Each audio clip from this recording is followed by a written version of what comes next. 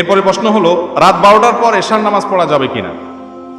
রাত 12টার পরে এশার নামাজ পড়া যাবে কিনা? উত্তর হলো, এশার নামাজ কত সময় পর্যন্ত পড়া যাবে, কত সময় পড়া যাবে না, এটার সাথে তার কোনো সম্পর্ক নাই। অর্থাৎ ঘন্টা মিনিটের সম্পর্ক প্রত্যক্ষভাবে নাই। ঘন্টা মিনিটের সাথে আপনি পরে যুক্ত করে হিসাব বের করতে পারেন, কিন্তু মূলত হিসাবটা ভিন্ন জায়গায়। সেটা কোথায়? এশার নামাজ রাতের 1/3 সময়ে এর মধ্যে পড়া হলো উত্তম এবং সুন্নাহ। 1/3 মানে 3 ভাগের 1 ভাগ। এই 3 ভাগটা কিভাবে করবেন? সূর্য কয়টায় ডুবছে আজকে, আর ফজরের ওয়াক্ত কখন হবে, ফজরের আজান সবে সাদেক কখন হবে, সারি শেষ সময় হবে কখন, এই দুইটা টাইমকে এক করবেন। যত টাইম হবে তার 3 ভাগের 1 ভাগ পর্যন্ত।